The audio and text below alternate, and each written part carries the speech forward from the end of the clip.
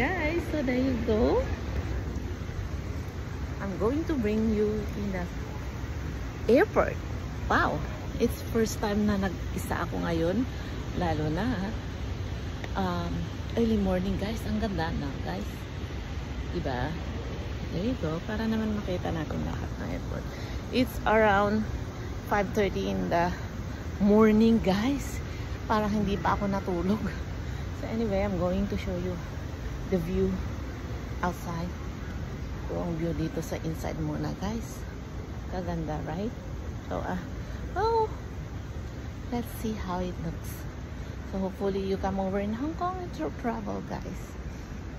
Ito tayo sa pakita ko sa iyo. Sa inyo pala. I'm going to show you, this is Hong Kong International Airport.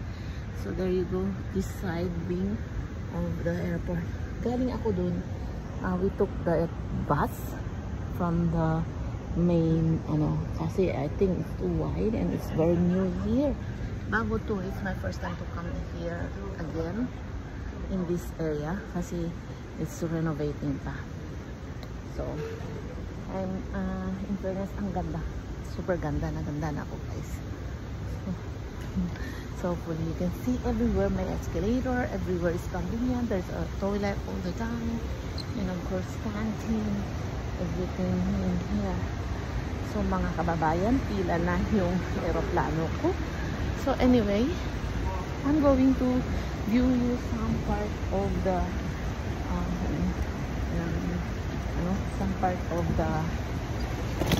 airport. Dito yung sa tower guys. Mahaba pa I think it's better going outside. I think it's still more brighter over here. So this another gate. So this one mostly Hong Kong Express guys, diba? Wow, there you go. Early morning guys.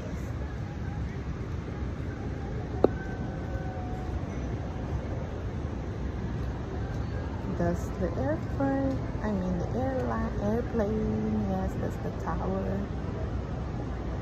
Okay, makikita na natin si Don Travolta guys. Okay, there you go, let's go again. Nandito tayo sa pinaka-gate na lang. Still empty guys, kasi it's ordinary days. Kaya, napakaganda. So, I'm going now to the gate. Baka ako na naman ang hinihintay. Kasi every time we travel, we're always the last one. Late comers. Hindi na natuto, hindi na lang I think it's not ready yet because they said it's 5:45. Parang hindi pa ready na. Hindi mo tingnan kung ready pa. So anyway, guys, hope makabisit tayo ng Pilipinas. Hopefully, okay na tayong lahat dito. Mapapagalitan yata ako kasi parang na. Anyway, thank you for watching. So next time you guys, if you come over and if you fly, make sure you come early. Kasi ako na lang yata ang hinihintay guys. Yes, that's true. Okay, see you guys. Thank you for watching. And of course, bye-bye na guys. See you guys. See you. Bye-bye. Please subscribe. Yes, boarding soon. Oh, hindi pa pala. Boarding soon pa lang pala. Akala ko late na ako guys. Kaya, natakot ako. Nakakaya pag ako lang hinihina. 6:35 pala ang boarding. Yung boarding yung nakalagay na 6:35. 6:35 ang flight. I think it's the boarding soon pala. Oh my God, kasi sinabi sa akin you must be there 5:30. Minamadali ko. Sige. Okay. Anyway, guys, thank you for watching. Hindi pa. Dalhin mo muna. Dalhin.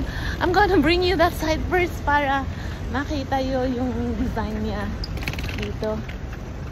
Oh, this is another side of the airport. Andito lang tayo sa dulo. Guys, it's almost punta tayo dito guys. Kikita nyo, ang ganda, right? We are in the middle. Doon sa kabila, guys, marami ring airlines. Doon sa kabila. Okay, dalhin ko kayo dito. So I'm going to that side and going to that side later to bring you here. Okay, I have to go back. Sorry guys, nalilito na yata kayo. It's dizzy na ba? Kasi alam nyo na itong lola nyo, the way I hold my camera, it's really shaky. Sorry guys.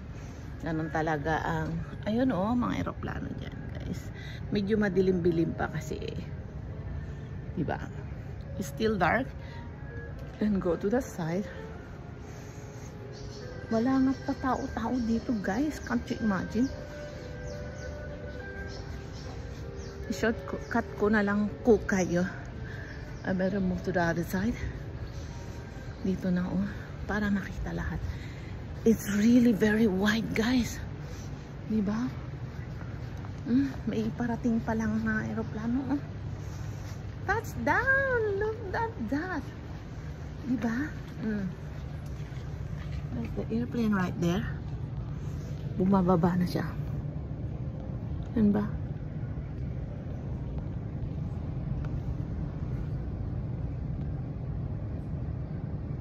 There you go.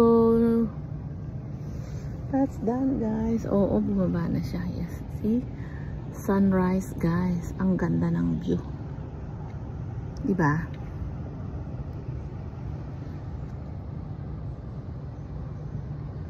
Okay. Super ganda guys. Smoking area pala dito. Tignan mo. Ignorante si Lola. Hindi ko alam na may smoking area na pala dito sa airport. So anyway. Thank you for watching guys. Hope to see you and hope you can visit Hong Kong.